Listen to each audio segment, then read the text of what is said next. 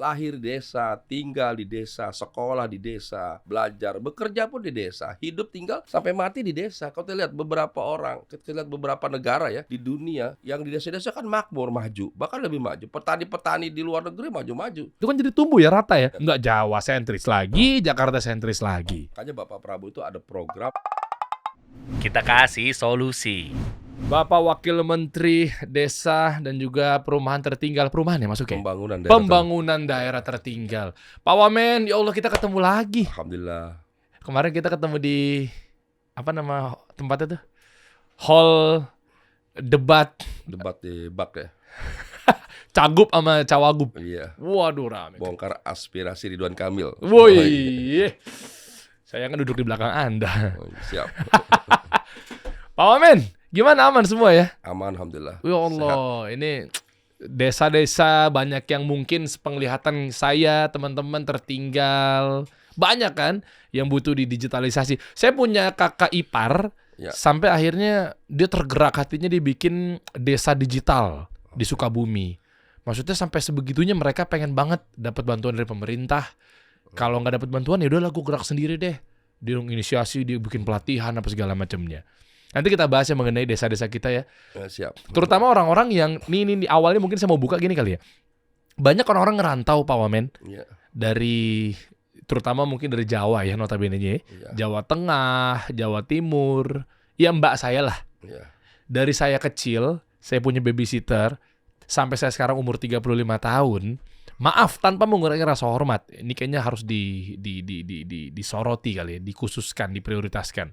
Selalu begitu dari Jawa Tengah ya orang-orang Jawa ini lah ya masuk ke Jakarta itu kayak image-nya tuh ya jadi asisten rumah tangga, jadi maaf izin jadi mbak gitu loh.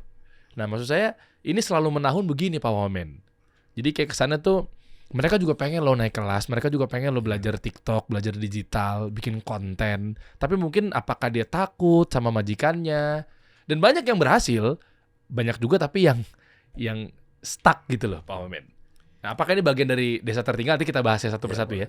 Beritanya kita lihat Riza Patria, Wakil Menteri Desa yang upayakan kemajuan desa. Ah, ini udah mulai melek nih, mantap nih, saya suka nih. Lanjut lagi deh Dan, banyak berita-beritanya di sini nih. Sosok Ahmad Riza Patria, santer ditugaskan Prabowo di Kementerian Desa, Pembangunan Daerah Tertinggal ya. Ya. Tim pemenangan Ridwan Kamil tetap solid meski Riza Patria sibuk sebagai Wamendes. Oh iya. Gimana caranya bantu ekonomi menjadi naik dan merata 8% yang ditargetkan Bapak Presiden kita, Pak Prabowo gitu ya. Tapi memang dari sektor desa, ini harus bantu biar uangnya nggak berputar di kalangan atas doang, Iya, Pak Wamen. harus di desa berputar. Kita mulailah. Oke. Tapi saya mau mulai dari yang kemarin sempat rame retreat di Magelang. Oke, iya. Banyak yang kepo Pak Wamen. Sebenarnya hasil dari sana dampaknya apa sih? Jadi yang pertama ya kan ini kan kabinet itu kan sebuah tim lah, tim kesebelasan. Ya. Yang dipimpin kaptennya itu kan Pak Prabowo. Ya. Tim ini kan harus kompak. Tim harus solid, harus ada rasa memiliki. Ya. Tim kesebelasan itu kan harus kerjasama. Ya. Saling bantu, saling menolong begitu ya. Harus solid dan sebagainya. Bagaimana caranya dalam waktu yang singkat ya, Pak Prabowo bisa mempersatukan semua, menyamakan visi misi program. Ya. Nah caranya kemarin retreat di Magelang itu satu tempat. Kenapa dipilih Magelang? Kebetulan di Akademi Militer ya. Karena memang di situ dulu itu adalah tempat di mana para pemimpin bangsa dulu di situ. Di Ponorogo dulu kan di situ juga perang di situ melawan Belanda. Jadi spiritnya luar biasa ya. Kemudian juga di situ itu juga para pemimpin dilatih ya. Bung Karno sendiri yang menunjuk itu. Oke. Di Magelang itu sebagai tempat pelatihan militer, tempat menyiapkan pemimpin-pemimpin bangsa. Dan kami dilatih di situ ya, dilatih supaya bisa disiplin ya. Ya ada baris-baris saja untuk melatih kekompakan agar bisa membangun irama yang sama. Gitu. Bukan militeristik, bukan. Gitu. Kan orang kiranya gitu. Iya, jangkanya kan pakai loreng. Itu loreng kan loreng ada komponen cadangan gitu kan. Pak Prabowo waktu Menhan kan bentuk komponen cadangan gitu. Oh, jadi bukan karena militeristik yang kesana jadi wamil, kesana jadi kayak apaan sih kok negaranya jadi kayak Mau Enggak, ngapain bukan sih gitu. gitu. Justru kan dengan begitu akhirnya kita semua bisa disiplin, bisa kompak, bisa kerjasama gitu. Supaya jangan Hmm. sampai nanti kalau ada kegiatan-kegiatan datang terlambat. Jangan sampai nggak Oh. disiplin. Dilatih lah, disiplin itu kan harus jadi kebiasaan. Harus jadi Oh. habit yang baik, itulah sebabnya. Dan harus solid, saling melengkapi di situ, saling kenal lebih dekat. Satu tim itu kan harus kenal. Iya. Tidak antara menteri dengan wamen, tapi juga sesama menteri di kabinet, sama kepala badan wakil utusan presiden, semua kumpul di situ. Luar Ah. biasa. Jadi kami sangat senang. Bahkan mohon maaf ya, kalau teman-teman yang lain itu yang baru pertama kali awalnya mungkin kaget ya. Tapi setelah mengikuti senang, malah kangen, malah minta lagi. Sama Pak Prabowo, "Pak, kita rutin dong." "Oh iya," kata, "nanti kita atur lah rutin supaya evaluasi apakah Iya, dalam iya. waktu berapa bulan nanti ada datang lagi ke situ supaya kita refresh kembali." Baguslah. Pokoknya Oke. alhamdulillah jadi kami terbentuklah kesamaan visi misi. Dan di situ kan disampaikan juga program-program. Visi presiden tuh apa sih? Heeh. Supaya menteri-menteri itu jangan punya visi sendiri gitu loh. Ah. Jangan menteri itu genit mau tampil-tampil, wamen mau tampil, nggak boleh. Semua itu semua atas nama presiden mewakili seluruh rakyat Indonesia atas nama bangsa dan negara gitu. Jadi sama semua. Ya kadang-kadang orang ini kan di kabinet ini kan berlatar belakang macam-macam. Ada yang aktivis, ada yang birokrat, ada yang TNI, ada yang Polri, ada yang pengusaha, macam-macam. Ini kan beda-beda nih Iya. latar belakangnya. Di sini jadi satu lah, disatukan sehingga semua melaksanakan visi presiden, visi misi program. Ada asta karya dan sebagainya gitu. Oh, wow. Asta cita ya, Asta cita. ya. Iya, iya, iya, iya, paham. Nah, jadi kan memang kalau saya juga tarik kesimpulannya berarti memang kayaknya mau aneh-aneh dalam tanda kutip ya. Pada mikir kenapa? Karena kita dari bawah sama-sama nih gerak nih. Iya, Nggak ada betul. iri satu sama lain jadinya efeknya. Oke juga Pak Presiden deh. Wah, luar biasa. Keren lah, orang baru lihat, wah luar biasa Iya. Pak Prabowo. Iya. Memang orangnya kan cerdas ya, banyak baca buku. Kita nggak bisa lawan lah, yang muda-muda juga malu lah kalah baca. Yang muda-muda kebanyakan TikTok sih. Harusnya banyak baca buku kayak beliau tuh, Iya, luar iya, biasa. iya. Jadi otaknya cerdas ya, pengetahuannya luas itu. Saya sempat dikasih sama beliau waktu main ke Kemenhan kan. Iya. YouTuber-YouTuber sama tim beliau kan diundang ke sana tuh. Iya. Di kantor waktu beliau masih menjabat menjadi Menteri Pertahanan. Buku yang tebel itu loh. Iya, luar Yang ada biasa. foto tulisan beliau itu ya. Kisahnya beliau tuh apa segala macamnya dapat semua tuh YouTuber-YouTuber. Tapi benar itu duit sendirinya Pak Prabowo. Oh iya, itu uang sendiri, dia nggak membebanin APBN lah. Oh iya, kan tapi boleh pakai APBN. Ya kan itu untuk urusan kepentingan negara, tapi kan beliau tidak mau menggunakan uang APBN, uang pribadi aja. Habis berapa? Dengar-dengar. Ya saya nggak tahu persisnya. Ya pokoknya dibayang-bayang nginep 3 malam gitu aja lah. 3 malam ya, miliaran juga pasti ada ya makan Ya segala pastilah. macam. Oh, Masya Allah. Nah, efek untuk ke sektor-sektornya, khususnya Pak Wamen. Anda Ya. ini kan di desa ya. Ya. Maksudnya dari retreat tadi programnya bocorin dong kira-kira begitu nyemplung ke desa-desa daerah tertinggal, ya kan ya harapannya kan nggak ada lagi yang mereka sulit untuk menjangkau air bersih misalnya. Iya. Ya kan digitalisasi misalnya. Nah, itu ada hubungannya nggak sama retreatnya kemarin? Ya tentu di situ kan kita dijelaskan apa visi presiden. Presiden itu kan ingin desa itu maju. Kalau desa itu maju, Indonesia maju. Bayangkan di desa tuh ada 75.265 desa. Di seluruh Indonesia ada 75.265 desa. Nah, kemudian dari situ ternyata warga Indonesia tuh 73% itu penduduk kita itu ada di desa. Hah? Jadi 73%, kurang lebih 202 penduduk tuh ada di desa. Jadi kalau kita ingin memajukan Indonesia nggak ada pilihan, harus majukan desa. Itulah sebabnya desa menjadi penting. Oh, oke. Kalau desanya maju otomatis Indonesia akan maju. Nah, apalagi sekarang banyak orang ingin urban ke Jakarta. Ini tugas kita, desa itu harus menjadi tempat yang nyaman, tempat yang aman, nyaman, dan desa itu harus menjadi tempat juga orang bekerja. Iya. Jangan pikiran desa, lahir di desa, kemudian sekolah desa, nanti bekerja ke kota. Itu salah. Kita harus rubah. Bahwa orang lahir di desa, tinggal di desa, sekolah di desa, belajar, bekerja pun di desa, hidup tinggal sampai mati di desa. Kalau kita lihat beberapa orang, kita lihat beberapa negara ya di dunia yang di desa-desa kan makmur, maju, bahkan lebih maju. Petani-petani di luar negeri maju-maju. Nah, sekarang Menteri Pertanian umpamanya Pak Amran itu kan sekarang sudah pakai mekanisasi. Jadi udah pakai alat sekarang. Kalau pakai tenaga lagi ya udah nggak kekejar target target buka 3 juta hektar lahan, sudah pakai mekanisasi, pakai traktor, pakai alat. Jadi petani kita juga sekarang melek teknologi, dilatih Oke. menggunakan alat traktor. Nah semua itu kan orang desa yang digunakan. Jadi orang desa mau nggak mau melek teknologi, dipaksa dia harus Hmm. bisa bawa motor, bisa bawa traktor dan sebagainya. Nah itulah pentingnya Hmm. memajukan desa. Nanti orang akhirnya akan kembali ke desa, senang di desa. Karena ternyata di desa itu tempat bisa mencari uang. Itu sekarang nih belum nih, secara bertahap nih. Dengan banyaknya program di desa, nah itu luar biasa.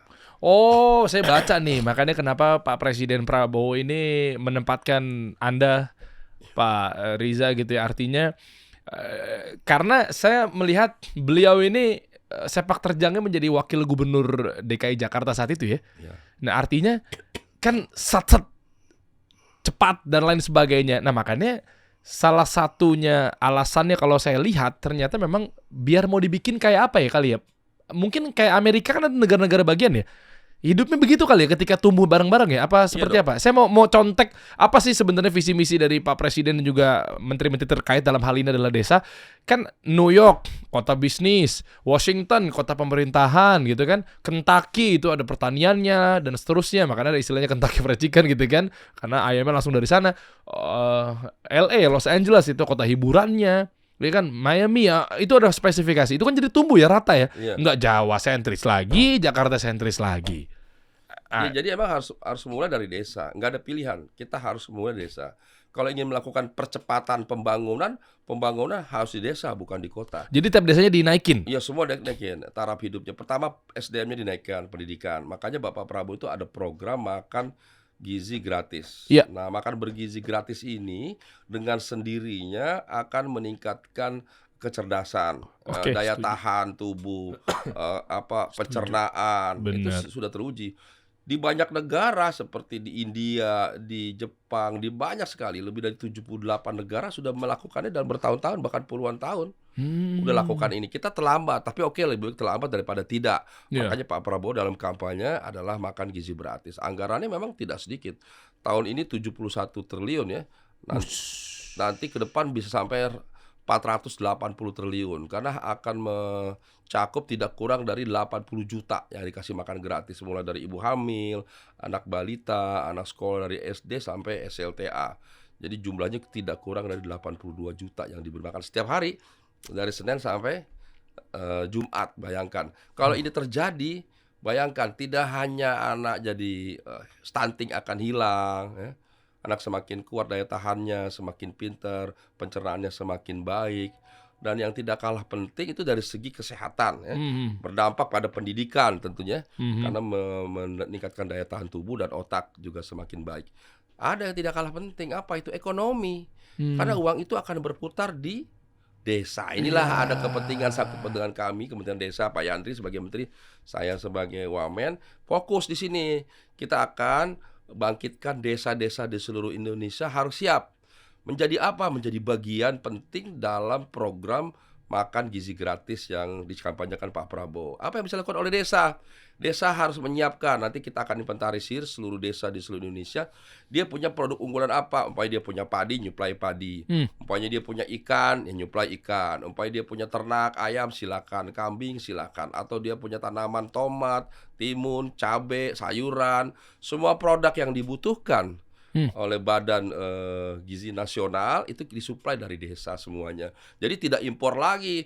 Jadi dengan sendiri ekonomi akan bangkit. Kita tidak lagi menjadi bangsa importir nanti. Bahkan kita akan memenuhi semua kebutuhan di pangan di Indonesia. Bahkan ke depan kita tidak hanya swasembada pangan, tapi kita akan ekspor pangan.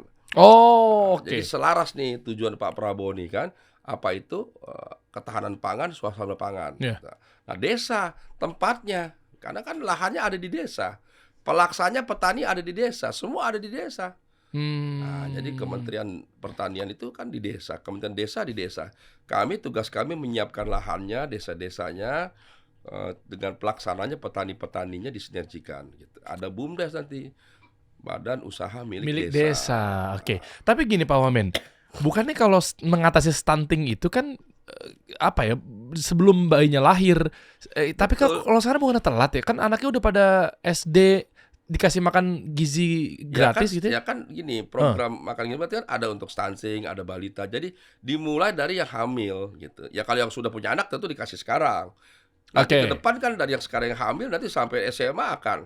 Jadi kalau ibu yang sekarang hamil itu diuntungkan gitu dibandingkan ibu-ibu sebelumnya. Dibanding yang udah punya anak 5 tahun, apalagi sudah 10 tahun, beda kan? Iya. 12 tahun umpamanya beda. Tapi nggak terlambat tuh. Ya nggak terlambat, lebih baik demikian daripada tidak sama sekali gitu. Iya bener ya, apalagi kan makan gizi ini kan bukan berarti hanya untuk stunting ya, tapi memang makan gizi semua orang juga butuh makan gizi. Iya. Harusnya makan gizi ya. Makan gizi. Jadi orang itu kalau sekolah belum makan itu berdampak dia pada Oke. kemampuan dia untuk Ya, memahami, mengerti, mencerna mata pelajaran di sekolah.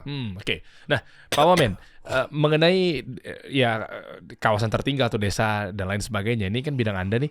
Gini, kan kita nih rata-rata IQ 78 deh. Ya, tanpa mengurangi rasa hormat ya. IQ 78. Gimana caranya kita akhirnya naik kelas, Pak Wamen? Ya ini program ini. Salah satunya makan gizi Iya, gratis ini. makanya salah satunya adalah menaikkan IQ. Berdasarkan penelitian ya, di banyak negara yang sudah melaksanakan makan gizi gratis, Hah? itu dengan sendirinya IQ-nya naik. Emang iya? Oh jelas dong, kan dia Apakah kan kalau belajar dapat kali? susu, kan dapat susu dia, Heeh. makan gizi gratis, ya kan? Dapat susu ikan, ayam, daging, sayuran, tempe, semua kan bergizi. Oh, Ya orang itu kan iya. kalau otaknya mau baik ya ada hubungannya. Sama nutrisi yang Ya, diasup ya. nutrisi yang diterima, yang diasup itu. Ah, Vitaminnya, makannya. Jadi ini banyak dampak daripada makan gizi gratis itu banyak untuk kesehatan, pendidikan, akhirnya kesejahteraan, Iya, iya. sosial, bahkan ekonomi. Jadi bukan lewat pendidikan dulu, lewat makan gizinya dulu. Ya orang kalau mau sekolah, ya mau disekolahin sehari berapa jam juga kalau lapar gimana? Iya Mau juga ya. sekolah setahun mau berapa tahun kasar gitu? Tapi Mau berapa kalau- banyak kalau otaknya nggak dikasih makan nggak iya, bisa. cerdas Makanya presiden harus gue pakai nih. susu. Maka itulah kelebihan Pak Prabowo. Ini kan gebrakan di luar dugaan orang. Iya. Beliau tuh luar biasa punya ide gagasan. Orang kan bikin gila uang segitu banyak mendingan dibikinin jalan, bikin jalan tol. Salah. Infrastruktur perlu, jalan tol perlu, rel kereta perlu, pelabuhan perlu, bandara perlu, semuanya perlu. Nah. Tapi SDM lebih perlu, sumber daya manusia itu lebih penting. Kita ini sebagai sebuah bangsa terlambat membangun sumber daya manusia. SDM Itu, tuh iya. kuncinya tuh. Kuncinya SDM yang unggul. Nah, untuk membangun SDM yang unggul apa? Ya kesehatan, ya pendidikan, gitu loh. Ini kesehatan dulu nih sama pendidikan. Tentu agama nggak boleh ketinggalan. Ya. Kalau agama urusannya udah wajib deh. Ya, Wajib agama. ya. Karena dengan agama orang kan akhirnya ya cinta sama Allah, Iya. sama Rasul, Iya. tahu kewajibannya. Hablum minallah, hablum minas jadi baik, Iya. memotivasi orang untuk belajar, beribadah, berinteraksi dengan komunitasnya, dengan warga itu kan agama sebetulnya. Nggak cuma tahu mana yang dosa, mana yang enggak gitu. Tapi dengan interaksi membangun jiwanya itu melalui agama, karakter, moral, semua melalui agama. Nah, di samping itu tuh kesehatan. Jadi memang kalau membangun sumber daya manusia itu pertama memang agama atau karakter, integritas moral itu nomor satu. Kedua apa? Ya kedua ya pendidikan, ya kesehatan. Gitu. Saya sering menyampaikan bahwa kalau ingin membangun bangsa tidak ada pilihan, harus membangun sumber daya manusia. Kalau ingin membangun sumber daya manusia itu ada syaratnya. Yang paling penting utama, yang pertama itu ya agama tadi, agama, karakter, ya, moral. Kemudian yang kedua apa? Kedua pendidikan, sekolah tadi. Ketiga apa? Ya kesehatan. Keempat apa? Dia harus punya skill, kemampuan gitu. Kelima bahasa yang tiga. Ini modal nih. Kalau 5 dikuasai harus ya ke depan anak-anak kita ya semuanya harus menguasai bahasa Arab, bahasa Inggris, Yeah. itu wajib itu. Dengan begitu dia punya wawasan yang mendunia, wawasan internasional, wawasan global.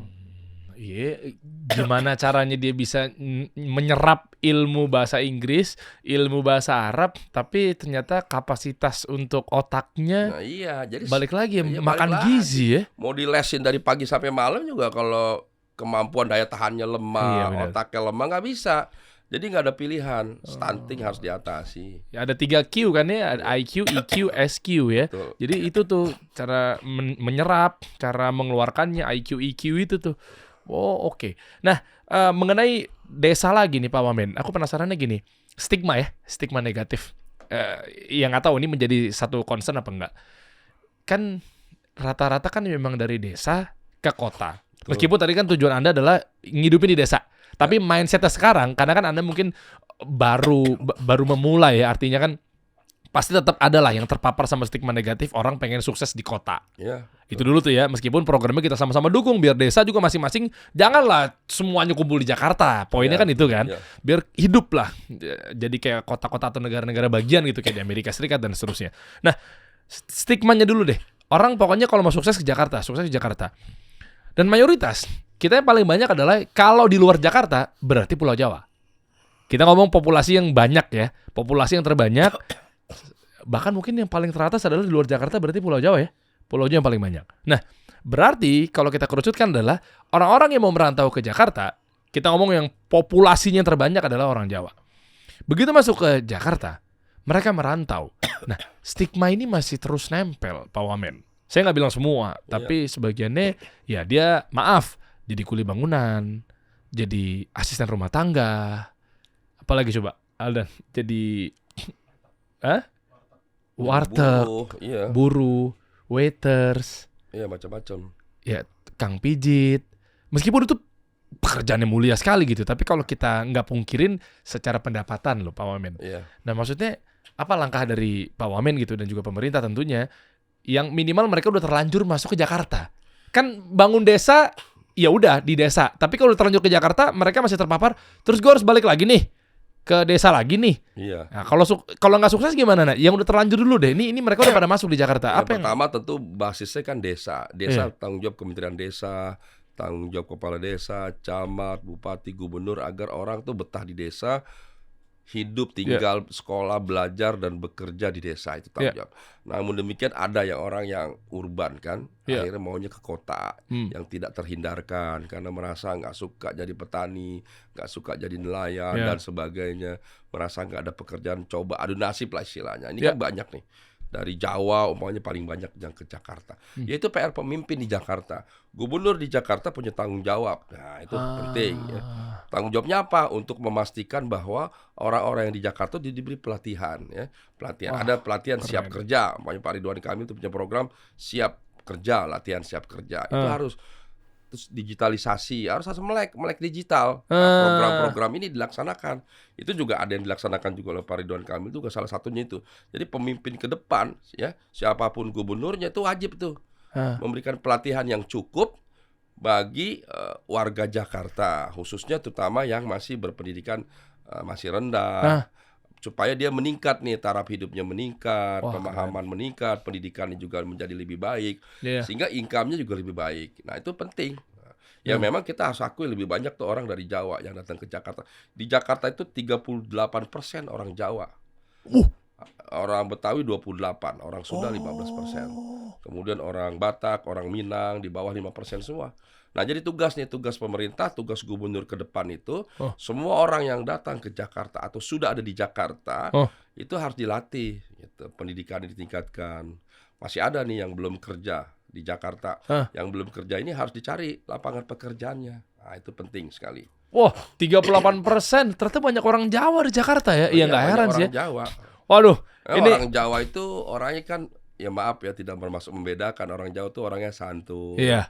Kalem, adem, nyaman lah, nggak mau ribut gitu. Jadi orang senang sama orang Jawa. Iya, Gitu. Rata-rata tuh ya di Indonesia ini orang Jawa ini menjadi apa kalau istilah saya menjadi pemersatu lah gitu ya. Jadi kalau orang Jawa tuh kawin sama orang Batak adem, kawin sama orang Sulawesi adem juga. Iya lagi. Kawin sama orang Papua pun adem. Jadi kalau orang Jawa tuh kawin sama suku-suku lain itu adem. Iya lagi. Saya sampai punya konsep begini. Cara satu membuat bangsa ini rukun yang dari Aceh sampai Papua tuh orang Jawa tuh disebar tuh ke Indonesia tuh. Disebar. Dengan disebar ke seluruh Indonesia dia nanti kan mau nggak mau kan anaknya ketemu anak sama anak kan akhirnya satu-satu merit ketemu itu mempersatukan gitu. Itu bagus itu tuh. Saya dari dulu mimpi gimana mempersatukan suku yang banyak ini supaya adem, nyaman, rukun ya. Nah, orang Jawa tuh harus disebar. Alhamdulillah orang Jawa kan banyak tuh merantau kemana-mana ke daerah lain. Nggak cuma ke Jakarta, yang ke daerah sampai ke Papua juga ada orang Jawa. Sulawesi, Kalimantan, Sumatera. Itu ke depan nanti anak-anaknya kawin, ya itu luar biasa. Waduh, jadi nggak heran deh ketika rata-rata bahkan mayoritas kali atau makan semuanya. Presiden memang di Indonesia kan mayoritas. orang Jawa ya. Iya, rata-rata Itu bukti orang konkret Jawa. bahwa orang Jawa tuh ya ulet, santun, baik Ya, itu. itu juga Presiden jadi orang Jawa. Itu juga Wah. kelebihan daripada orang Jawa itu di situ. Makanya sekarang kita memberikan perhatian, Hah. Pak Ridwan Kamil itu memberi perhatian pada masyarakat Jakarta yang banyak bekerja di Jakarta, Hah. yaitu orang Jawa kan paling banyak, supaya diberi pelatihan yang cukup. gitu. Oh, Supaya itu. dia ada peningkatan, siap kerja dan sebagainya. Wah, ini kabar gembira nih dari 38%, artinya angka yang besar nih, kabar gembira buat orang-orang atau suku Jawa yang ada di Jakarta. Kalau nanti dipimpin oleh Pak Ridwan Kamil, concernnya beliau kan ingin digitalisasi, dikasih ilmu-ilmu kreatif, Ya, diangkat taraf hidupnya, Ya, betul. ekonomi diperhatikan. Apalagi kan beliau kan Pak Ridwan Kamil juga concern sekali sama ekonomi kreatif ya. Ya, memang kelebihan beliau itu kan Iya ekonomi lagi. kreatif. Kelebihan Pak Ridwan Kamil itu kan digitalisasi. Wah, Gitu. keren. Mudah-mudahan Iya. apalagi anak-anak muda, Gen Z, milenial itu juga dekat sama Pak Wah. Ridwan Kamil. Jadi Ya, mudah-mudahan mendapat perhatian lah. Ke depan itu dengan digitalisasi itu adalah lapangan pekerja akan meningkat. Target kan 1 juta lapangan pekerja di Jakarta ini, Pak Ridwan Kamil. Wah, keren. Tuh, lihat ya. Jadi artinya insya Allah kalau memang misalkan ya Pak RK gitu ya, Bang Ridwan Kamil ini jadi misalnya berarti kalau saya ambil kesimpulannya menepis stigma tentang orang-orang Jawa yang ke Jakarta tuh kayaknya kesannya kuli, asisten rumah tangga, mbak Ya gitu-gitu. enggak, mereka orang Jawa tuh orang yang baik, orang yang Iya, terhormat, makanya orang begitu yang mulia. dikasih satu pelatihan, dikasih Iya, dia akan naik. diangkat kreativitasnya, dibumbuin kan program-program beliau begitu katanya kan, diangkat wah, ayo kita bangun nanti kan ya, nggak kebayang. Jadi ntar ada pelatihan digitalisasi buat para misalnya asisten rumah tangga gitu kali ya Ya, ujung-ujungnya. semua nanti diberi kesempatan ya kan. Keren. Semua supaya konten kan ada contoh tuh apa yang konten-konten yang cuma buruh akhirnya Iya. jadi konten kreator kan. Iya, kita pernah ngundang ya yang digitalisasi ya, Mas siapa tuh ya? Ya kan dia yang tangannya teramputasi disabilitas ya. Tapi sekarang jadi 400.000 followersnya, 400.000 tuh konten kreator, terima endorse, diundang ke TV-TV, apa luar segala biasa macam. ya. Itu dari kuli bangunan. Iya betul. Istilahnya mas-mas kuli ini nih ternyata Iya. gara-gara dia melek digital ngerti. Nah, cuma kan yang nggak melek kan lebih banyak. Iya, Pak Wamen. Itu yang mau makanya- diperhatikan sama iya, beliau. itu Pak Ridwan Kamil memberi perhatian lebih agar mendapat tempat ya seperti ini nih kan. Tuh, lihat. Gitu.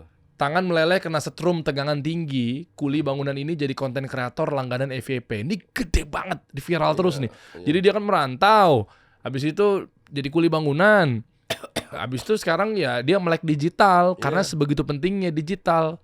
Ya salah satu program penting Pak Ridwan Kamil adalah digitalisasi. Jadi semua harus digitalisasi. Mantap. Itu salah satu cara. Jadi generasi milenial, generasi Z, apalagi semualah. Sampai juga orang-orang tadi apakah bangunan, mohon maaf asisten rumah tangga, semua harus melek semua dengan digitalisasi, melek semua dengan medsos supaya terjadi interaksi yang baik lah gitu. Wih, udah pada melek semua, rata, udah tersebar apa segala macamnya, ekonomi mikro insya Allah Ini harus terbantukan deh. maju ya. Mantap. Penasarannya saya yang berikutnya adalah mengenai masih di ranah desa, tapi mungkin rencana aksi yang dikepoin sama para netizen. Iya. Nah, ini menarik nih. Pak Wamen ini kira-kira mau ngapain? Nah, kan ini kan berapa hari kerja sekarang? Masuk berapa sih hari kerja? Baru tanggal 21 dilantik. Tapi kan netizen maunya cepet dong gitu. Kayaknya langsung mau berubah gitu semuanya. Nah, mungkin menjawab rasa penasaran ya, biar nggak langsung lama nih. Nah, coba kita lihat kalau ternyata memang programnya serius dan butuh effort atau mungkin butuh berbulan-bulan ya, biar teman-teman tahu oh iya memang ini butuh proses nih. Ya, butuh Nah, proses. rencana aksinya mungkin dari Pak Wamen kira-kira terkait Kementerian Desa dan Pembangunan Daerah Tertinggal. Yang pertama di desa itu kan ada BUMDes ya, Badan Usaha Milik Desa. Oke. Kita itu harus disiapkan untuk ketahanan pangan dan makan gizi gratis tadi yang saya sampaikan tadi. Oke. Supaya desa itu siap dengan BUMDesnya itu mereka siap. Hmm. Nanti kerjasama dengan UMKM, kerjasama dengan koperasi setempat mempersiapkan barang-barang yang harus disuplai bagi kebutuhan makan gizi gratis. Kemudian juga dia bisa memasok untuk kepentingan desa yang lainnya. Bahkan kalau bisa sampai ke ekspor, itu tugasnya. Oke. Pentingnya BUMDes. Kedua, mendorong desa ekspor nih tadi nih. Oh, ini Kita ya. juga sudah mulai nih bagaimana produk-produk desa bisa diekspor. Gitu. Itu penting sekali bisa menjadi perhatian. Jadi banyak produk-produk unggulan di desa yang secara bertahap bisa diekspor ke luar negeri. Kemudian Oh. ketiga itu pemuda pelopor desa. Nah nih, jadi di desa itu kan ya pemuda. Jadi kalau 73% warga Indonesia ada di desa ya dominan diisi oleh pemuda. Generasi milenial, generasi Z itu juga ada di desa. Dan pemuda desa ini harus jadi pemuda pelopor. Dia harus berpikir gimana punya rasa memiliki akan bangsa, rasa memiliki akan desanya. Jangan lagi berpikir mau ke kota, mau ke kota. Dia harus majukan desa nih. Ya. Jadi pemuda pelopor, bagaimana desanya kalau ada masalah, umpamanya airnya belum ada air bersih, agar petaninya butuh irigasi, bagaimana mencarikan solusi-solusi. Ya. Itu harus tergerak. Makanya pentingnya ada pemuda desa sebagai pemuda pelopor desa. Juga adanya wisata, bagaimana dia berpikir desa itu kan banyak sekali tuh bisa dijadikan tempat-tempat wisata yang baik gitu. Nah, dengan bantuan digitalisasi, dengan medsos tadi, melalui pemuda tadi orang akan datang ke desa, lihat hamparan padi, ya, sungai, sawah dan sebagainya itu, pegunungan itu jadi tempat objek-objek wisata itu ada di desa semua. Gitu. Jadi objek wisata itu ada ke desa. Dan kita jadi kalau punya anak tuh jangan lagi ke mall lah gitu, harus dibawa ke desa, harus membumi lah gitu. Itu salah Eh, satu pentingnya desa. Iya, dan banyak ya sekarang di desa-desa kan di daerah-daerah itu ada yang apa? Kalau katanya Bang Ridwan Kamil tuh bilangnya selfie ekonomi. Ya kan selalu bilang begitu kan. Jadi ada daerah-daerah di kota-kota atau mungkin di kabupaten-kabupaten tuh kadang dibikin kafenya tuh yang di pohon-pohon di bawah gunung misalnya, dikasih jembatan misalnya, banyak yang dari pihak-pihak swasta juga begitu ya. Jadi potensi di selfie, nongkrong tuh kan Iya betul. berputar ekonomi kan, belanja, ngopi di situ dan seterusnya. Orang datang ke sana, Iya. ya kan, bayar masuk, Heeh. minum, makan di situ, Ngonten, konten foto-foto. di situ, foto-foto begitu. Ah. Ya benar tuh Bang Ridwan begitu bagus idenya seperti itu. Nah itu juga pentingnya ya konten jadi penting akhirnya digitalisasi jadi penting nggak terelakkan. Sekarang eranya era percepatan menggunakan ya, teknologi Iya. ya teknologinya digitalisasi tadi. Buh. Kemudian keempat tadi Oh. konsolidasi program kementerian dan lembaga masuk desa. Setiap kementerian ini punya program itu rata-rata di desa. Kementerian PU bangun irigasi di desa, bangun jalan di desa, bangun listrik di desa. Kementerian Energi umpamanya bangun listrik di desa. Ya. Kemudian apalagi Kementerian Pertanian bangun ketahanan pangan, swasembada pangan ada di desa. Jadi semua kesehatan umpamanya bagaimana warga sehat supaya tidak ada stunting ya ada di desa juga paling dominan. Jadi hampir semua kementerian itu ada di desa. Subjeknya itu objeknya ada di desa. Oh, ya Jadi itu subjeknya ya, itu ya. Kementerian Pangan, tapi objeknya itu ya masyarakat desa. Nah, itu makanya kita lakukan konsolidasi program kementerian lembaga masuk desa. Ada lagi program kelima tuh desa swasembada energi juga. Ini juga jadi penting nih. Oh, jadi maksudnya pembangkit listrik apa itu Iya, semuanya ada di pembangkit situ ya? tenaga, iya tenaga listrik surya, ada tenaga air, mikrohidro, ada tenaga angin. Lihat kalau di beberapa negara itu udah dia listriknya dari angin, Iya. dari air, kemudian dari dari tenaga surya. Udah harus begitu sekarang. Jadi sekarang tuh kan desa-desa yang masih tertinggal, masih 14% desa tertinggal, sangat tertinggal itu harus segera diatasi. Dia belum dapat aliran listrik, kurang 3.000 lebih desa yang belum ada listriknya. Karena jauh kan posisinya di Papua, di Kalimantan, ujung di Sulawesi. Berarti dikasih angin itu bisa? Iya, nanti bisa dengan tenaga surya, dengan air, hidro. Iya, Pak Wamen. Nih cerita dikit ya, menurut pengalamanku aja ya. Aku termasuk orang yang hobi suka main game, ya, maksudnya di konsol atau mungkin di komputer gitu ya. Itu yang ada salah satu gamenya adalah City Skyline. Jadi dia buat kota, bangun-bangun kota. Aku suka banget kayak begitu. Nah, lihat deh cerminannya. Bikinan game-game Amerika ini Amerika kuncinya ya. Dia kalau bikin wilayah desa itu pasti yang pertama kalinya untuk bisa dibeli dengan harga yang murah di game itu yang kincir yang muter tuh untuk listriknya. Maksudnya di Amerika aja begitu gitu, bukan yang listrik apa segala macamnya. Nah, kalau di kita kan kayaknya nggak tahu, mungkin saya aja kurang jalan-jalan ya. Kok kita kayak nggak ada yang kincir buat pembangkit listrik itu, angin itu? Ya Kita, ada, harusnya ada di beberapa daerah ada sudah cuma mulai kayak ya. nggak difokusin ya. Ya, ini ke depan maka dengan ini kerjasama antara Kementerian SDM, PLN, dengan Kementerian Desa kita akan membangun MOU kerjasama gimana mengatasi desa-desa tertinggal yang belum mendapatkan aliran listrik. Ya, ini memang perlu kerjasama yang baik. Perlu ada keberanian dan terobosan karena birokrasinya nggak mudah itu. Karena kan PLN itu kan penanggung jawab penyuplai listrik kan PLN. PLN maunya ada kerjasama ya. supaya tidak salah. Sementara masyarakat butuh cepat gitu kan, nanti harus diatasi. Jadi hambatan-hambatan birokrasi ini akan segera kita atasi. Pak Prabowo menyampaikan jangan lagi ada hambatan-hambatan birokrasi yang tidak perlu. Jangan Hmm. jangan lagi ada kesulitan-kesulitan. Semua Ya. harus dipermudah, semua harus dipercepat. Jadi birokrasi itu bukan mempersulit, harusnya birokrasi itu mempermudah. Itulah berapa kali Pak Prabowo mengingatkan kepada kami pentingnya melakukan kerja dan percepatan itu sendiri. Oh, oke. Kalau memang nyatanya misalnya ada oknum di dalam yang bermain, gimana peran Pak Prabowo? Iya tentu ada ya, ada orang yang punya niat baik, ada juga satu dua yang punya niat yang tidak baik. Pilihannya ya diberi sanksi tentu ya, Heeh. ada aturan hukumnya ya. Kalau itu sudah melanggar ketentuan undang-undang ya ada sanksi. Itu Soalnya kan bisa iya. merhambat itu kan, Ya tentu nanti orang-orang kayak dilihat, begitu. Heeh. bentuk kesalahannya apa gitu, Hmm. nanti semuanya tentu ada sanksi. Bagi semua pegawai termasuk pejabat, semua pemimpin itu tidak ada kecuali. Pak Prabowo berpesan pokoknya kalau yang salah ya harus ditindak gitu loh. Beliau itu orangnya Hmm. tegas, berani, tidak pandang bulu. Kalau kita ingin menegakkan, kalau ingin membangun satu bangsa itu ya tidak ada pilihan, pemimpinnya harus bersih. Kalau pemimpinnya nggak bersih, nggak akan bisa kita membangun bangsa. Bagaimana kita suruh anak buah bersih kalau pemimpinnya sendiri nggak bersih? Nah, itu dia. Jadi kita harus bersih-bersih dimulai dari pemimpin. Gila, dahsyat. Dan sekarang jadi lebih seru nggak sih teman-teman ngelihat peta politik ya, orang jadi sekarang banyak yang nge-follow akun-akun yang memang pengen tahu sekarang Pak Prabowo ngapain apa segala macamnya. Termasuk kan mereka pada kepo ya, ada yang bilang ini butuh anggaran sekian. Nah, kalau kita berbicara mengenai anggaran gimana Pak Wamen? Dari Kementerian Desa. Ya memang anggaran kecil sekali ya. Kementerian Desa itu Itu anggarannya cuma 2,3 triliun ya. Apalagi nanti dipecah dengan Kementerian Transmigrasi, kan ada pemecahan nih. Hah. Kemudian nanti dari anggaran tersebut nanti belum lagi dibagi sama belanja pegawai. Belanja pegawai bisa sampai 40%. Jadi biaya yang dari kementerian kecil sekali. Tapi ada dana desa ya. Sejak ada undang-undang desa, itu tiap desa itu komitmen pemerintah itu dibantu satu desa 1 miliar. Ini sudah jalan ya. Sekarang itu tiap desa ada yang 900, 1 sampai 1,2 miliar setiap tahun diberi bantuan dari pemerintah pusat. Itu anggaran langsung dari Kementerian Keuangan langsung masuk ke desa. Nah, uang ini Oh, nantilah dimanfaatkan oleh perangkat desa, guyup diskusi dengan masyarakat desa, itu uang nanti untuk apa?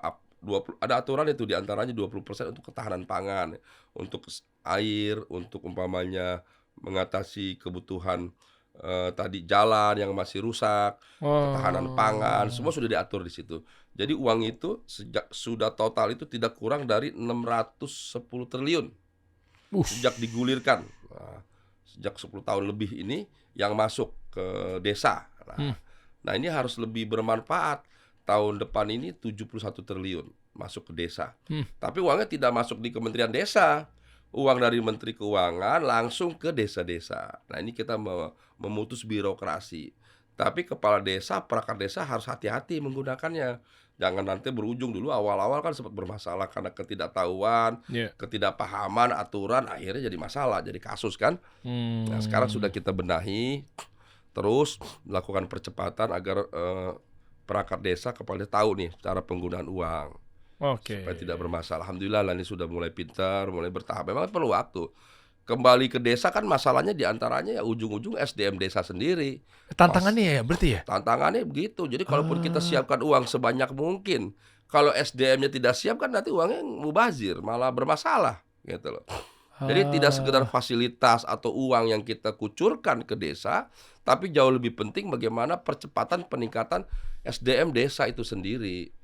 Nah, itulah Ah. sebabnya Pak Prabowo tadi kan ada makan gizi gratis. Tadi itu luar biasa dampaknya, kesehatan, pendidikan, ekonomi, kesejahteraan, dan juga kemampuan daripada masyarakat desa. Semakin cerdas nanti, semakin pintar, diberi kesempatan nanti mengelola dan sebagainya. Jadi wirausaha tuh entrepreneur akan tumbuh di desa-desa nanti. Oh. Dan pasarnya kan ada gitu. Pasarnya ada, sudah suruh siapin telur, siapin ayam, siapin ikan, ada kebutuhan kan? Iya, Captain iya. marketnya udah jelas itu. Bayangkan kalau satu unit pelayanan itu makan itu 3.000 untuk 3.000 anak. Di tiap desa bisa ada beberapa unit nanti tuh. Hidup, jadi desa dengan sendiri akan hidup. Nah, kami optimis. Bahkan kita nih cukup keteteran nih, harus terus nih melakukan percepatan.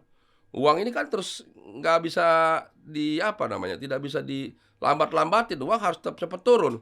Jadi mau nggak mau SDM harus siap. Nah, tugas kita ini semua selain menganggarkan, menurunkan uang ke desa, membangun sistem regulasi dan lain sebagainya, tapi juga menyiapkan SDM dan masyarakat desa. Jadi ibu-ibu sekarang ada tambahan, bantu-bantu masak, motong-motong, nyuci sayuran, semua menyiapkan bagi anak-anaknya itu ya ibu-ibu setempat, warga setempat. Tapi warga tuh punya kepedulian yang luar biasa. Oke. Nah, Pak Wamen, ini mengenai warga di desa, ibu-ibu yang peduli apa segala macamnya, ini kan memang menjadi satu concern ya, sehingga kalau memang semua gerak semua dari bawah kan berarti kan ekonomi bisa tumbuh ya, dari ekonomi mikro tersebut ya. Nah, cuma gini, saya penasaran, mungkin nggak maksud untuk membahas yang kisah lalu ya Pak Wamen ya, tapi saya penasaran aja sih sebenarnya apa sudut pandang dari seorang wakil menteri desa. Ya itu gini, Pak Jokowi, presiden ke-7 kita kemarin, itu menargetkan ekonomi kita tumbuh 7%. Tapi nyatanya di mendaratnya beliau, landingnya beliau itu belum berhasil di 7%. Makanya 5, sekian atau 5%-an lah. Nah, artinya kurang lah 2%. Dan disambung dengan desa-desa dan juga pembangunan daerah tertinggal, kayaknya juga belum nampak terangkat gitu loh. Masih tertinggal. Kita masih lihat lah ya, banyak kisah-kisah dari yang di media-media apa segala macam yang masih yang terbelakang, tertinggal dan lain sebagainya. Artinya, kalau digabungin, berarti emang sangat concern sekali di desa, dan dia bisa jadi jangan-jangan 2% sisanya itu gara-gara desa kita masih tertinggal. Coba kalau desa kita naik gitu ya. Nah, menurut Pak Wamen gitu di desa, kemarin itu kenapa bisa tertinggal? Nah, ya nggak maksud untuk banding-bandingnya. Saya disclaimer ya, nggak maksud untuk berbanding-banding. Tapi kan Ya, mungkin setiap pemimpin kan punya goal, punya target. Iya. Pak Jokowi kemarin 7%. Heeh. Pak Prabowo malah lebih tinggi lagi, Iya. 8% pertumbuhan ekonomi. Jadi begini, pengen tahu obstacle-nya aja, tantangannya aja. ya tantangannya kan kemarin banyak, ekonomi dunia, ekonomi global itu jadi masalah memang ya. Jadi kita ini kan hidup di satu bangsa ini ya tidak bisa terhindar. Kita ini hidup satu masyarakat dunia. Iya. Sekali warga Indonesia punya teritori sendiri, pemerintahan sendiri, semuanya sendiri. Tapi kita ini sebagai warga dunia, artinya kita punya interaksi dengan dunia. Apa yang terjadi di dunia lain punya dampak terhadap kita. Begitu juga kalau kita melakukan sesuatu yang lain punya dampak terhadap negara lain. Apalagi ada perang, ada perubahan iklim, itu masalah. Pertumbuhan ekonomi dunia melambat, itu bermasalah. Itulah sebabnya kita harus menjadi negara yang mandiri. Kalau kita negara mandiri, semua kita bisa atasi sendiri. Kalau bisa atasi, kita tidak bergantung lagi dengan negara lain. Sekarang kan kita masih ada import, umpamanya kebutuhan import bawang, import beras, import gandum udah pasti. Gandum dan lain sebagainya, ya kan? Gula masih import kan beberapa. Sekalipun kita juga produksi dalam jumlah yang besar. Nah, perlu ada ketahanan pangan, kedaulatan pangan, percepatan swasembada pangan itu agar semua kebutuhan dalam negeri itu bisa dipenuhi. Kita punya lahannya, punya lahan yang luas, lahan yang subur. Sekarang apalagi eranya sudah era teknologi, melalui mesin, melalui traktor lagi, ya sudah tinggal latihan dalam waktu yang singkat, semua bisa jadi petani. Bahkan kita saran masyarakat desa yang muda-muda ya mimpi jadi petani yang sukses lah. Jadi petani yang sukses itu lebih kaya daripada kerja-kerja di kota begitu sebagai pegawai, ya kan? Cuma dapat bulanan berapa. Jadi petani di desa itu lebih banyak hasilnya. Nah, ini kita akan buktikan. Kami sudah kerjasama MOU dengan Menteri Pertanian. Kita akan buktikan bahwa bekerja di desa sebagai petani itu hasilnya lebih tinggi daripada bekerja di kota. Berarti fasilitasnya kali Pak Wamen ya. Ya kan harus dilatih, pendidikannya terbiasa, jadinya naik dan melek tuh. Betul, gitu. Karena jadi petani itu hasil tani itu luar biasa. Berarti nantinya akan apa sih peta Pak Presiden nanti nih? Gimana cara surplus itu? Istilahnya surplus tuh ekonominya nih, kita lebih banyak ekspornya dibanding impornya lah. Justru itu. Dengan adanya swasembada pangan, kita bisa menulis kebutuhan pangan dalam negeri dan kita akan ekspor ke luar negeri.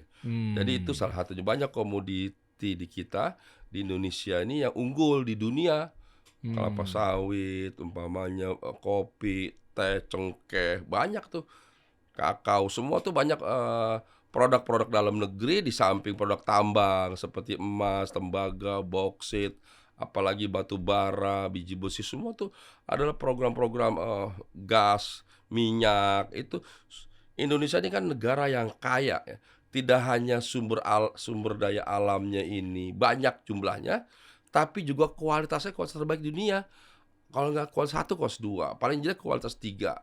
Jadi luar biasa, Allah anugerahkan.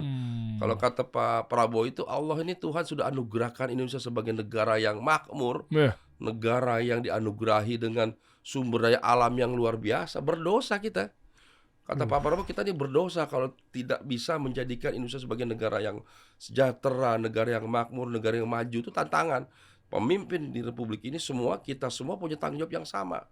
Agar Indonesia bisa negara yang makmur, negara yang maju, bisa mensejahterakan rakyatnya. Karena Allah udah kasih luar biasa. Yeah. Bayangkan banyak negara lain, nggak usah jauh-jauh seperti di Singapura, nggak punya pertanian, nggak punya tambang, nggak punya industri, nggak punya apa-apa. Tapi karena SDM-nya unggul, dia bisa negara maju, negara yang kaya. Termasuk negara yang terbaik di dunia tuh salah satunya Singapura, tetangga kita. Tapi percuma juga kita punya natural resources, ya. Tapi begitu diekspor malah barang mentahnya nggak ada harganya, Pak Wamen. Itu dia perlunya hilirisasi. Iya, nggak ada Program harganya. sudah canangkan oleh Pak Jokowi, diteruskan oleh Pak Prabowo adalah hilirisasi. Jadi industri. Jadi nanti tuh nggak bisa lagi jual gelondongan begitu. Essential oil dikasih ke Prancis, Ya, ke Paris, balik-balik jadi parfum mahal, gondok banget kita. Ya Nah, Allah. iya, itu dia sebabnya. Nanti nggak ada lagi produk-produk yang jual mentah begitu. Semua harus diolah dulu. Makanya ada smelter, hasil tambang masuk smelter baru nanti. Harus punya nilai tambah. Nilai tambah tuh bukan 10-20, bahkan 100 sampai 500 kali lipat nilainya dengan adanya nilai tambah tadi. Itulah perlunya industri dibangun, hilirisasi, industrialisasi. Kemudian juga adanya smelter itu sudah dimulai gitu. Desa sangat peran penting banget nanti ya. Luar biasa peran desa ke depan. Betul. Tadi kan yang kelima, Pak Wamen. 10 rencana aksi dari Kementerian Desa dan Pembangunan Daerah Tertinggal ini yang keenam berarti Ya, desa swasembada air, desa berketahanan iklim, ini juga penting nih. oke, Kan tuh. inventarisasi data sumber air di desa, Oh. pemberian mata air, embung desa, ya kan? Oh. Ini penting, kan di desa tuh banyak mata-mata air, itu harus diolah, dikelola, dijaga embung-embung desa, kemudian juga penanaman pohon sebagai sumber mata air gitu. Jangan lagi nanti desa jadi perumahan-perumahan.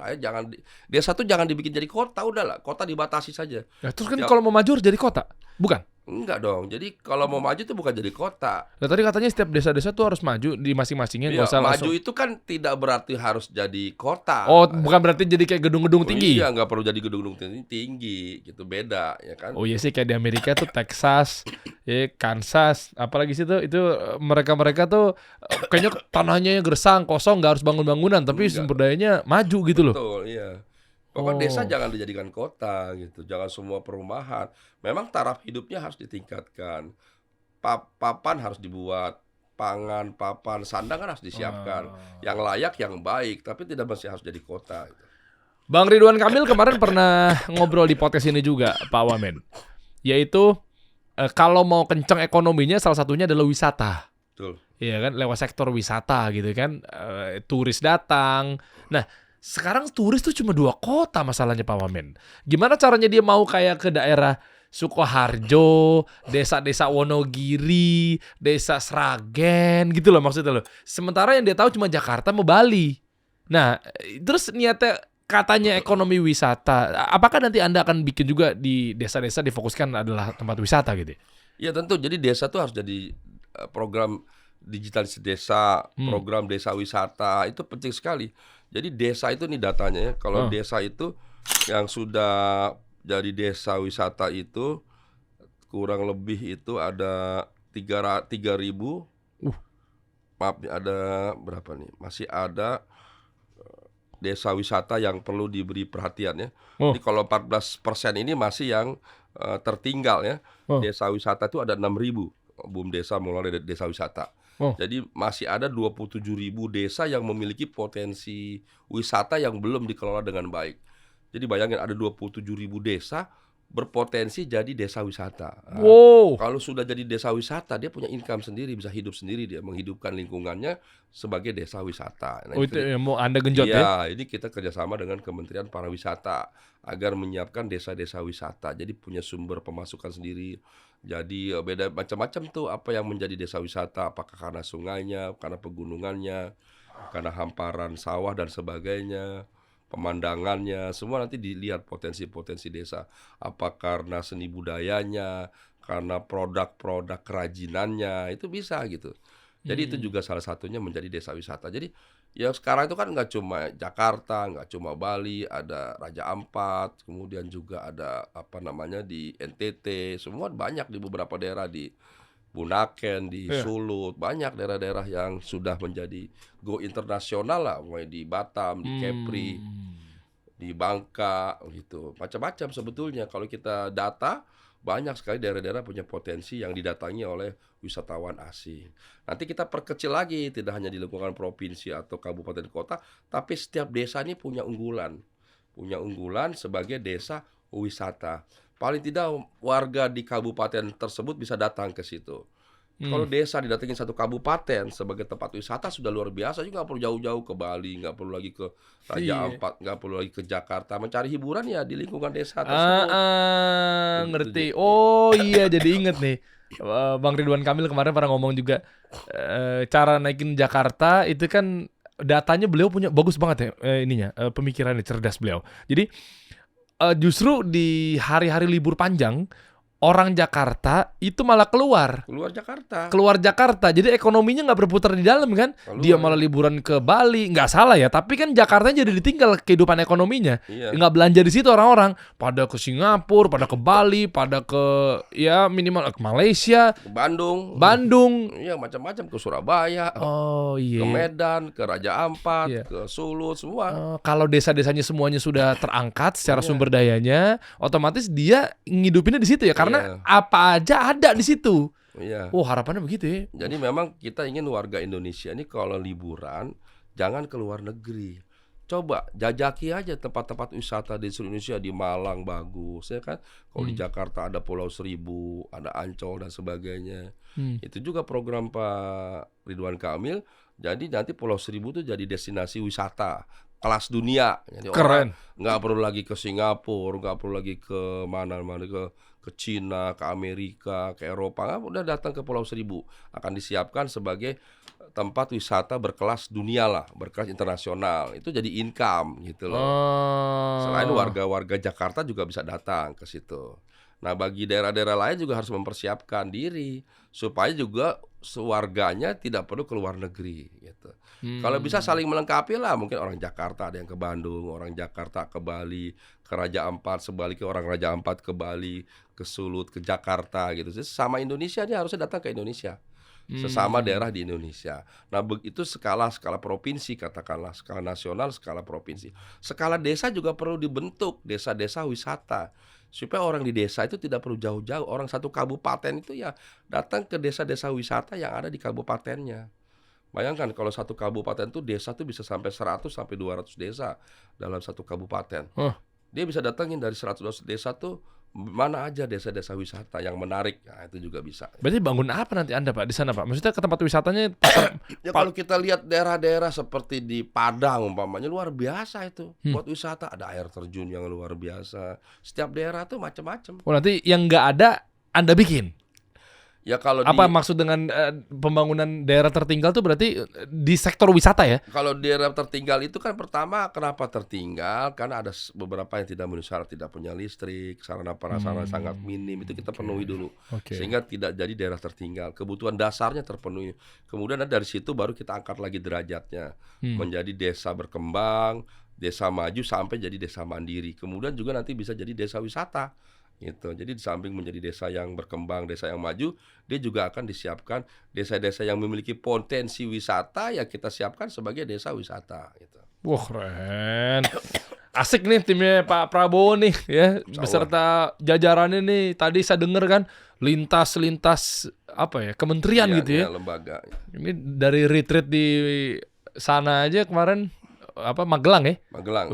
Itu sekarang akhirnya dampaknya bener-bener Iya, saling ada kolaboratif ya. ya kolaborasi kan. Waduh. Kunci keberhasilan itu ya kolaborasi. Betul. Nah itu tadi 7 ya. Ini kalau coba mungkin aku cek ini boleh aku bocorannya di sini buat teman-teman ya. Rencana aksi dari Kementerian Desa dan Pembangunan Daerah Tertinggal yang ke-8, peningkatan investasi desa, kerjasama dengan korporasi nasional, investor dari luar negeri. Iya, selama ini kan mindset investor pokoknya dia bawa duit masuk ke Jakarta lagi atau Bali lagi, balik lagi atau tempat-tempat wisata-wisata yang lain ya. Dia mau tuh masuk tuh jelas gitu loh. Wow. Poin nomor 3, ayat 3 tuh. Business matching dengan investor, terutama pada bidang yang sama. Jadi dibikin di sana ya. Iya, Di betul. desa-desa Jadi ya. desa harus mempersiapkan diri. Iya. Jadi kita akan kerjasama dengan korporasi nasional, juga dengan investor asing. Jadi investasi itu harus dimasukin ke desa-desa. Banyak pekerjaan yang bisa dilakukan di desa. Tidak hanya kelapa sawit, potensi desa. Iya. Bisa coklat, ya. Bisa cengkeh, banyak jagung. Setiap daerah tuh beda-beda potensinya, bisa beras. Alhamdulillah di Indonesia tuh Allah tuh hadirkan di setiap daerah tuh rata-rata punya keunggulan masing-masing. Tanahnya aja kalau kita bedah itu punya keunggulan masing-masing. Gitu. Seperti di dapil saya di Cianjur itu ada tanah itu luar biasa bagusnya, subur kalau ditanamin padi. Oke. Nah, itu contoh umpamanya gitu. Jadi itulah salah satu anugerah dari Allah itu, dari Tuhan itu bagi bangsa Indonesia ini luar biasa. Makanya Pak Prabowo berkali-kali, Tuhan telah menganugerahkan sumber daya yang luar biasa. Berdosa kita kalau tidak bisa memajukan Indonesia. Berdosa kalau kita nggak mau bekerja, nggak sungguh-sungguh. Berdosa kita kalau tidak bisa membuat Indonesia maju, kalau nggak bisa mensejahterakan rakyat. Jadi itu disampaikan berkali-kali kemarin di Sentul, dikumpulin semua tuh pejabat dari mulai presiden hadir, Pak Prabowo sampai eselon 1 di seluruh Indonesia sampai bupati semua dikumpulkan. Itu beliau memberikan arahan. Di antaranya semua ini harus punya komitmen ya, sebagai pejabat yang anti korupsi, yang kerja untuk kepentingan rakyat, yang disiplin, punya etos kerja yang baik, fokus, membangun kerjasama di antara semua. Harus lihat tantangan di depan, bagaimana tantangan di luar ya. Negara-negara semua bangkit maju, Indonesia juga harus siap dan maju. Wah, keren. Ya, mantap Pak Wamen. Nih, 2 lagi nih, penguatan pengawasan, ya, desa anti korupsi. Oh iya banyak. Maaf nih, dari berita-berita saya lihat nih, pungli-punglinya tuh yang main di bawah-bawah nih, oknum-oknum kepala-kepala daerah, kepala desa, oknum-oknumnya itu harus diatasi nih. Percepatan pembangunan daerah tertinggal juga salah satunya, dan seterusnya. Pangan, wah mantap. Pokoknya mudah-mudahan ini saya ingin mendengar bahwa Indonesia ini nggak lagi Jakarta sentris, Jawa sentris, dan seterusnya udah mulai hidup. Jadi kita denger tuh kayak enak gitu loh. Orang-orang Jakarta, kita liburan kemana yuk? Hongkong kali ya? Bali kali ya? Di situ-situ lagi. Tapi kita pengen nantinya ke depannya di masa pemerintahan Pak Prabowo juga, dan juga ada Pak Wamen di sini ya. Yaitu ketika liburan tuh kita pengen gitu. Pengen sekali denger, minimal dari kitanya lah. Kita ke sini yuk. Nah, sebut saja misalnya desa mana lah. Kita ke sini yuk. Enak gitu loh. Bukan kesebut negara lain gitu loh Pak Wamen. Iya betul. Ya mudah-mudahan. Harusnya semua kita bisa banyak sebut daerah di Indonesia punya potensi wisata ya. Jadi nggak usah keluar negeri lah. Kita selesaikan dulu wisata kita di seluruh Indonesia, baru kita keluar negeri. Kalau belum selesai, saran saya nggak usah keluar negeri lah. Bagi yang belum keluar negeri, nggak usah punya mimpi keluar negeri. Yang mimpi selesaikan. Kalau tujuannya wisata, ya kecuali tujuannya sekolah ya, atau tujuannya bekerja lain ya. Tapi kalau semata-mata tujuannya wisata, liburan, banyak potensi-potensi wisata liburan yang ada di Indonesia, termasuk yang ada di desa-desa. Wah mantap. Ini mungkin di ujung obrolan nih Pak Wamen. Ya terakhir lah ya. Anda ini kan sebagai kepala tim pemenangan Ridwan Kamil Suswono. Wah, ini agak sedikit tapi saya nggak mau politik praktis lah. Cuma pengen tahu dari sudut gambaran biar kita bisa pelajari. Nggak jauh-jauh dari yang bidang Anda di desa. Di Jakarta sebenarnya ada desa nggak? Apakah orang-orang susah yang ada di Jakarta yang di perkampungan itu hitungannya desa? Atau seperti apa? Kalau tolak ukurnya ekonomi kan, ternyata di Jakarta juga banyak yang... Ya desanya kan udah jadi kota ya. Cuma di Pulau Seribu ada kabupaten, di situ ada desa. Di Pulau Seribu. Ada. Ada desa Pulau Seribu. Oke, tapi kalau yang saya tapi agak... tidak tertinggal karena di situ kan kebutuhan dasarnya terpenuhi, air terpenuhi, listrik terpenuhi, sekolah, kesehatan terpenuhi. Jadi desa bentuknya. Oh, tapi Kan kabupaten. kampung itu bukan desa dong ya? Ini Ya, biar teman-teman clear dulu nih. Masa yang tahu nggak sih yang pelosok-pelosok yang hidupnya susah di Jakarta kan banyak tuh, tinggal di pinggir kali. Itu Ya, hitungannya itu- kampung, bukan desa dong. bukan desa, itu tetap kota. Masih kota yang masih belum tertata dengan baik, belum rapi lah, atau masih kumuh lah. Kota tapi masih kumuh, masih ada. Karena orang tuh kan semua maunya numpuk di Jakarta. Dia penting tinggal di Jakarta, sekalipun tinggal di petak-petak karena dia mendekatkan dengan lapangan pekerjaan. Yang jualan jadi asongan, jualan bakso, jualan somai, jualan mie, itu kan jualan di kota. Rumah-rumah, makanya kan tempat dia jualan kan nggak mungkin tinggal di kampung, tinggalnya tetap di kota Jakarta karena tidak punya kemampuan beli rumah, punya rumah, sewa rumah, ya numpang-numpang di situ. Kalaupun bisa sewa-sewa yang murah-murah, petak-petak tadi.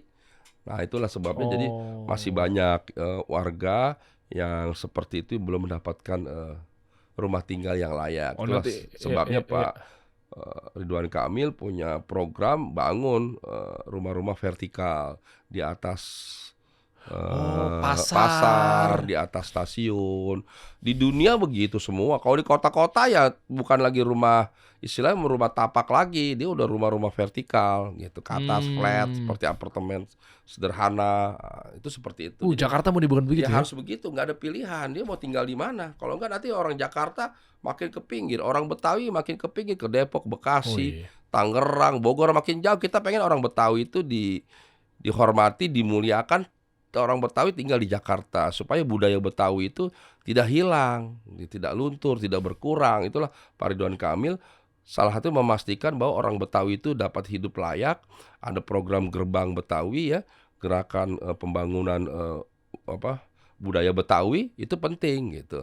Salah satunya ya disiapkan juga sarana prasarananya, termasuk rumah-rumahnya vertikal tadi untuk memastikan bahwa orang Betawi jangan sampai tergusur. Datanya aja masalah lebih kecil daripada orang Jawa ya di sini ya. Iya, memang masih lebih banyak orang Jawa 38, orang Betawi 28. Iya, artinya kan mungkin kan bisa dalam kesimpulan orang Betawinya menjadi pada minggir ya. Iya, itulah sebabnya harus dipertahankan. Orang Betawi ini harus diberi tempat yang baik di Jakarta. Keren. Gitu. Pak Ridwan Kamil, mantap. Ada yang mau tambahkan Pak Wamen? Terima kasih banyak Ya, udah terima kasih. membuka wawasan kita mengenai desa nih, memang harus betul-betul disentuh ya. Iya. Kesian Nanti mereka-mereka ini. kita akan minta semua orang itu peduli desa ya. Pejabat-pejabat itu harus peduli sama desa. Nanti kita akan cek tuh. Setiap pejabat itu desanya di mana dia dulu tinggalnya, lahirnya, kecilnya, sekolah SD-nya. Dia harus punya tanggung jawab tuh. Jangan udah pindah ke Jakarta, nyaman hidup di Jakarta, lupa sama desanya. Nah, loh. Nanti kita mau data nih semua pejabat. Pak Prabowo itu kan tinggal di Sentul, di Bogor, di desa Bojongkoneng. Itu peduli sama desanya. Masyarakatnya ada laporan, ada rumah, sekolah-sekolah kamar mandinya jelek, dibetulin sama beliau. Keren. Kurang mendapatkan ini beasiswa, dibantu biaya sekolahnya. Ada yang belum bekerja, dicarikan pekerjaan. Jadi nanti semua pejabat ini nanti Kementerian Desa akan data nih supaya peduli pada desanya masing-masing. Kalau semua pejabat ya peduli sama desanya, lumayan desanya mau nggak mau jadi maju. Paling-paling inget lah, tahu dulu kan pernah tinggal di desa. Semua kita kan orang desa sebetulnya. Jadi supaya desanya maju lebih cepat. Siap, terima kasih. Terima Pak kasih. Wamen Riza Patria, keren.